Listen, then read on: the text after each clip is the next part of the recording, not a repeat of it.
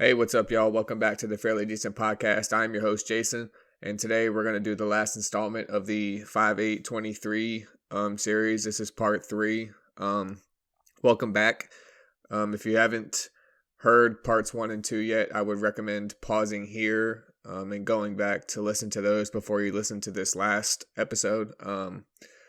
So for those of you who are coming back to listen to the last episode, 5-8-23 is May 8th, 2023, which was the day that I had my liver transplant at VCU Hospital in Richmond, Virginia. And I think where we left off last time was where I was beginning to walk and getting closer to my release date. So I guess I'll pick back up there. So once I started walking and, getting used to my new body, it kind of is a fast-paced environment from here on out. They're trying to get me moving almost all day, every day, trying to get me back into doing some skills like brushing my teeth and washing my hair and that kind of stuff. Just basic like hygiene needs, So that goes on for a couple weeks, and then they give me a release date. And I say release date like it's a prison sentence, but they give you a release date. That's what I'm going to call it. I don't know what else to call it, but so I get my date, and prior to this date being set, for about 2 weeks, the doctors would come in daily and kind of hint at you're going to be getting out soon. You're going to be getting out soon. You're just a couple days away, and 2 weeks right now doesn't seem like a long time, but when you've been in the hospital for going on like 80 days, 2 weeks is still just so long. So when you hear like you're going to be getting out, you think you're going to be getting out that day, and that just isn't the case. So every day it was soon. And, after a while, I just got tired of soon. I was like, soon literally means nothing anymore. Because again, I had built this headspace where the hospital was my new home. I had already accepted the fact that, this was going to be my life. Whether I liked it or not, this was going to be my life, and I was going to make the best of it. So hearing, you're going to get out maybe tomorrow, maybe the next day, maybe the next day, maybe the next day, that got pretty tiring. So I kind of just didn't really even process that information because I just found it to not be true. But the doctors are doing everything they can. It's nothing that they're doing wrong. It's nothing. It's just life. It is what it is. And my body needed to be in there longer.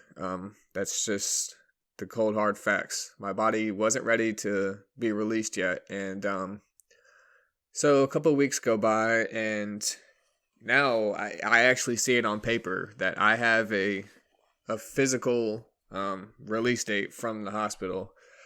And so that kind of like switches something in my body that I don't know if anybody has ever experienced, but my drive and my confidence and my just overall general well-being just went through the roof. I was the happiest person alive. I was waking up early every single morning. I was doing my workouts. I was eating again.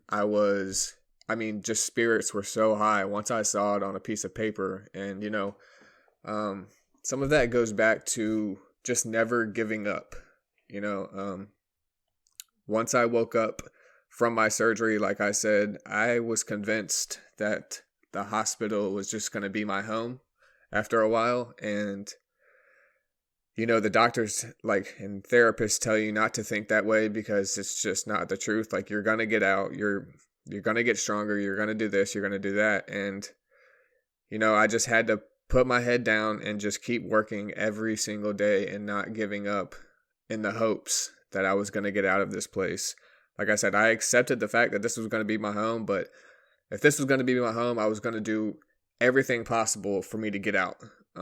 Whether that happened or not happened, I was going to try. I was going to try anything. So I put my head down and I worked every single day, and they gave me my date on a piece of paper, and it just, like I said, it sparked something I've never felt before. I've never been so committed to anything in my life until that point. Like, that was like just a total life-changing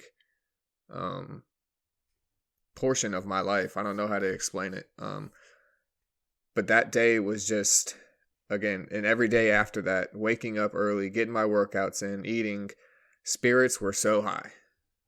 And so the day comes. It's the day that I'm getting out. I don't remember the exact date off the top of my head. I can go find the paperwork, but just for the sake of me telling my story, the date came, and it was kind of, I don't know how to explain it. It was kind of nerve-wracking almost, because you're getting out, but I don't know if anybody else has ever had to stay overnight in a hospital.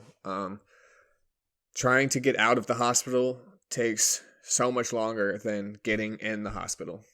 You wake up and it's your day to leave the hospital, and so you kind of wake up, and I already had all my stuff packed. Everything was ready to go, and so I do my normal medicine, eat breakfast, and then I'm like, all right, let's go. And that's just not the way it works in the hospital. Doing a discharge, it takes hours and hours. So again, it's just part of the roller coaster ride of, today is the day. Like, what are we waiting for? Today is the day. I haven't been out of the hospital in what seems like forever. It's like I said, it seemed like my new life. I was ready to get back to normalcy and being a human being again, and just even feeling fresh air and feeling outside. Like, I was just ready for all of that. And but that's just not the case in the hospital. There's tons of paperwork that they have to fill out. They have to get all of your medicine ready for when you leave the hospital, and that all of that stuff takes hours. So noon comes around, no word. 1 o'clock, 2 o'clock, and then I have to eat lunch. I mean, because I'm still recovering. I have to eat at the proper times. So I eat lunch, and I'm like, surely within the next couple minutes, like, we're out of here. And the hours go by again. The hours go by, and the visitors were set on a time. Like, you can't be there past a certain time, and it's getting close to that time, and like, the food places are starting to shut down. Like, everything is starting to close, and I'm looking around, like, looking at the paper and looking at my whiteboard in front of my bed, and everything is saying, congratulations, you're getting discharged from the hospital. And I'm just sitting there like, what is going on? Like, and in my head, I'm creating every scenario of something that has gone wrong. Like, so one of my tests came back not so good, or maybe they reneged on their recommendation on release. And I just created so many scenarios in my head, and I just couldn't help but thinking that, like, I'm just not going to get out today. And so I fall back into this, like, I don't want to say depression, but I just fall back into this rut of, like, I knew this was too good to be true. Like, I knew it was too good to be true. There is no way that I've been here this long and then it's just this easy. Like, I knew something was wrong. So, it gets to be 6 and now 7 o'clock, and I'm like, I'm just going to start getting ready for bed, because this is clearly not happening. And, I've built this routine while inside the hospital. And so now at this point, I'm just still following my routine because nobody's saying anything. And so all I have left is just what I know at this point. And then a knock happens at the door, and they've been checking on me all day long. So I don't think of this knock as any different knock for the past 80 some odd days that I'd been in the hospital. It was just another knock. I didn't think anything of it, but it was actually time to discharge or release, whatever you want to call it, from the hospital. And there's this one last thing. So they take all of the IVs and take all of the things that are hooked up to my body, like my heart monitor and blood pressure stuff, and all of those machines. They take them all off. And again, for the first time in so long, like, I felt free. I don't want to compare it to prison because it's not prison, but it was a feeling of freedom. Like, I was not connected to this thing anymore. I was not connected to alcohol anymore. I was not connected to something restraining my life. I felt free, and I felt like a brand new person. And it sent me into tears again, because my life for the last few months was just waking up in a hospital every day and being connected to these machines and having to take medicine 3 times a day, and then having lab work, blood work done every single morning, and just all of these things that I was having to do every single day. Once the machines were, taken away, I felt free again. And this was a feeling that I hadn't felt in a long time, being under this control of alcohol, and being under this control of depression, and being under the control of something else. When those machines got taken away, I was just free from all of that. I was free from the addiction. I was free from just being restrained in this hospital. I was free to do my own thing and correct my life. And that just, there's no feeling like it, because this addiction of mine had run my life for so many years, and it had total control over me. It was all I thought about. It was all that kept me sane. It was all that, just kept me as a normal human being. And this feeling that I had of freedom, where, I didn't need alcohol. I didn't need anything other than my mind, my body, and my soul, to keep me happy. It was just so much weight lifted off of my shoulders, off my chest, off of, like I said, my whole body.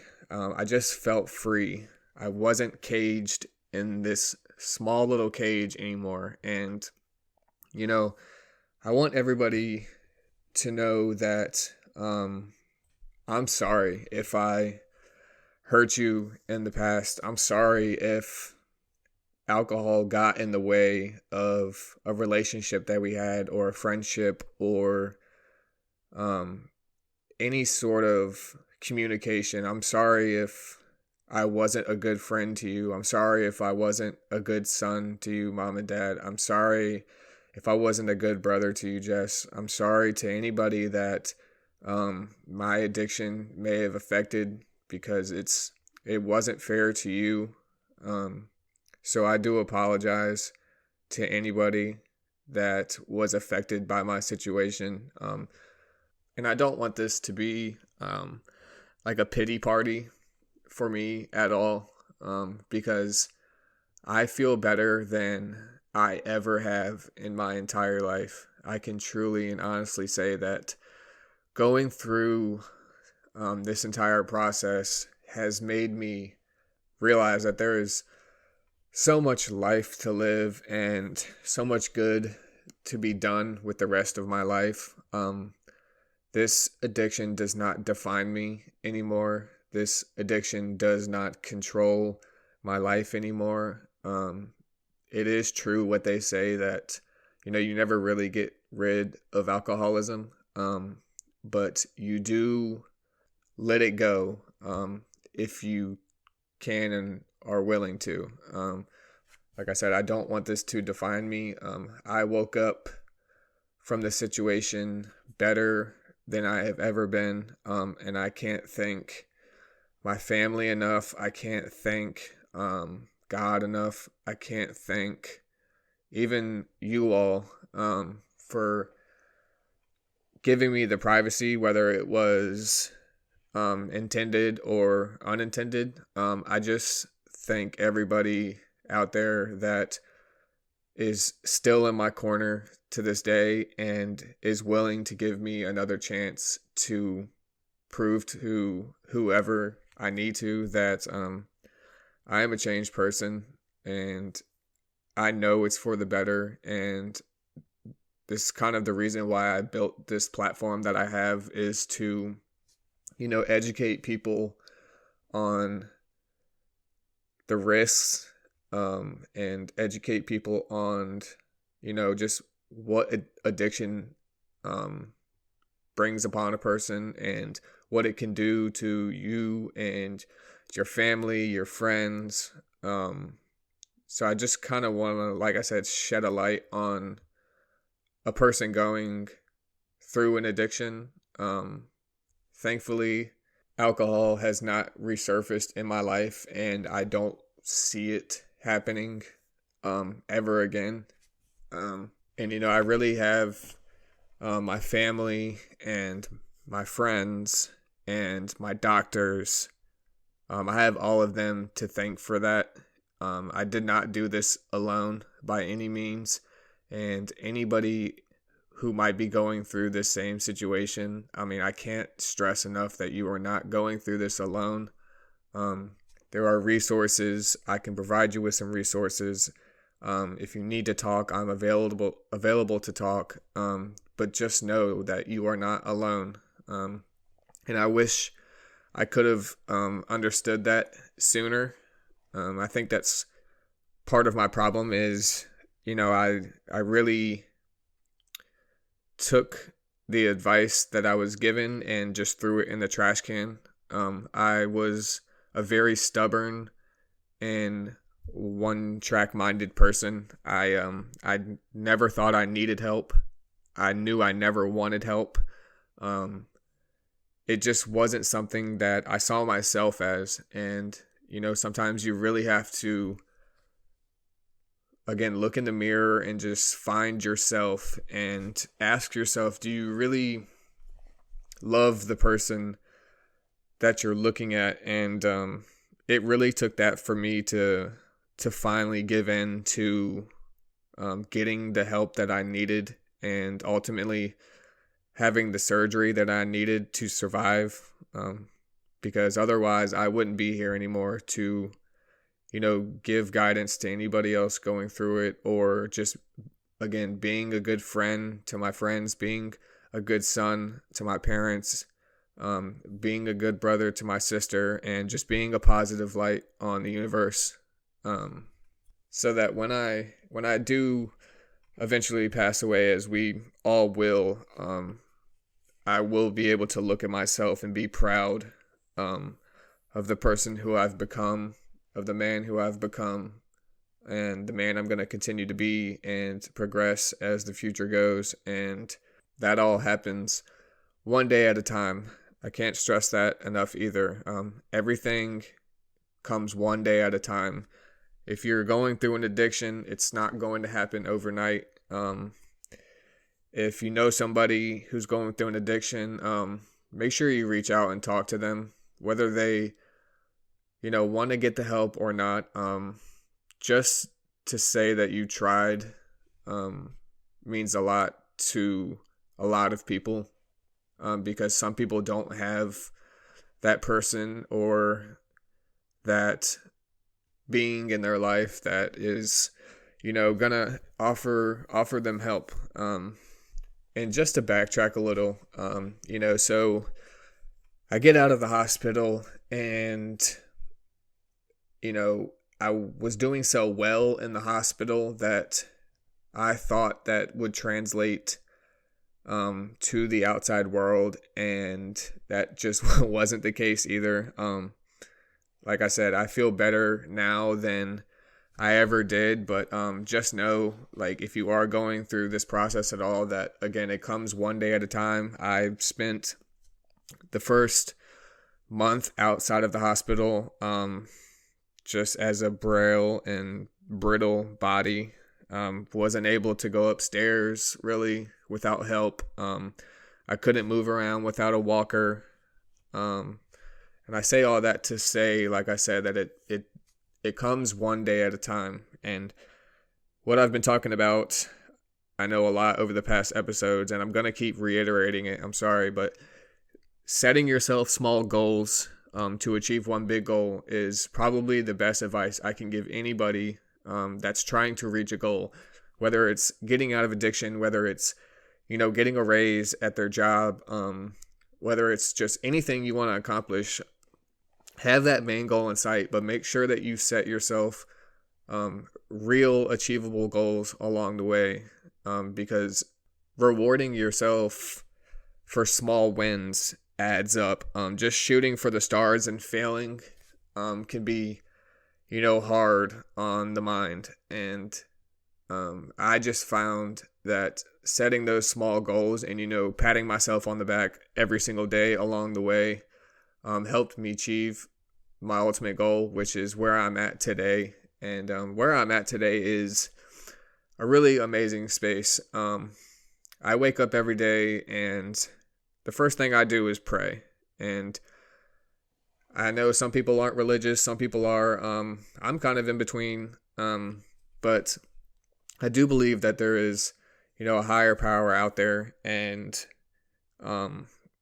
I just have to give some credit where credit is due. Like I said, I did not do this on my own. So the first thing that I do is I pray. And, just being able to use my legs again and walk around, and I'm starting to run, and I'm starting, to go back to work, and just all of these things that I took for granted so much when at the height of my addiction. Now those things are just the beautiful things that I get to enjoy every single day. And, doing this podcast really helps me to remind myself that, every single day is precious, and you have to, not live every day like it's your last. I'm not going to say that, but to appreciate every single day. Don't let any day go by that you weren't happy with. You might have a bad day. We all have bad days. I still have bad days. Everybody has bad days, but if you get to lay your head down at night and get to try again tomorrow, just make sure you tell yourself that when you do go to sleep. Today was a bad day, but I was given the opportunity to live. And I can't stress enough how precious life is. Make sure you tell your loved ones that you love them. Make sure you check in on them, and make sure, the people that are around you are doing okay. I don't want to see anybody not doing okay. I went through such a long time of not doing okay that I know what it feels like, and I don't ever want to see anybody not doing okay. So like I said, just make sure you guys check in on your friends, check in on your family, check in on your loved ones, because you never know what somebody else is really going through. You never know the extent of somebody else's situations. And so that's gonna kind of end this episode, this series. Thank you guys so much for listening to my story, and I hope that you guys can pick bits and pieces out of this story and find a way to use it in something that you may be going through or not. It's just kind of good for me to let my story out there and let everybody know that, again, they're not alone. If you are going through something, you are definitely not alone. And so I'll wrap it up with letting you guys know about a new project that I'm working on. The project is called Habituations. It's kind of a combination of habits and situations. And the idea around the project is I want to start showcasing and interviewing and highlighting people who are striving for excellence in their career. I'm not just looking for musicians. I'm not just looking at artists. I'm not just looking at my interests. I'm trying to diversify this channel as much as possible. So I would love to get in touch with some of my friends who, do everyday jobs. And not to say everyday jobs like it's a bad thing. Doing jobs that are necessary for, us to live. I'm really trying to showcase people who are striving for excellence and love the work they do and are trying to push the agenda forward for the work they do. I'm trying to get as many people as I can to strive for excellence. That's kind of my new thing right now is I want to see people who are passionate about what they do, and I want to see them strive for excellence, and I want to showcase those people. I want to let other people know that, there are people out there striving for excellence so that it can spark the next idea. It can spark the next podcast. It can spark the next human being that, really wants to be as excellent as a human being as they can, be the best them as they possibly can. So, I'm going to start reaching out to some people. If you do get an email or a message from me, please just respond. Whether it's a yes or a no, I'm just big on responding, and a polite no is perfectly fine. I understand not everybody wants to be on a camera or on a microphone, and I totally get that. But I at least want to extend the offer to people who I think are knowledgeable and striving for excellence at whatever they do. So be on the lookout for that. And once again, thank y'all for coming back every single week. It really does mean the world. I've seen the channel grow so fast in such a small period of time. I mean, the first week we were doing maybe a couple hundred people, and now we're reaching 2,000 people on a weekly basis every single Sunday. It's just amazing to see. So thank y'all for coming out every single week and supporting. Make sure you go follow the podcast. You can follow us on Twitter at FairlyDecentPod. Follow us on Instagram at FairlyDecentPod. So thank y'all for coming out. Make sure you guys tune in next week, and peace.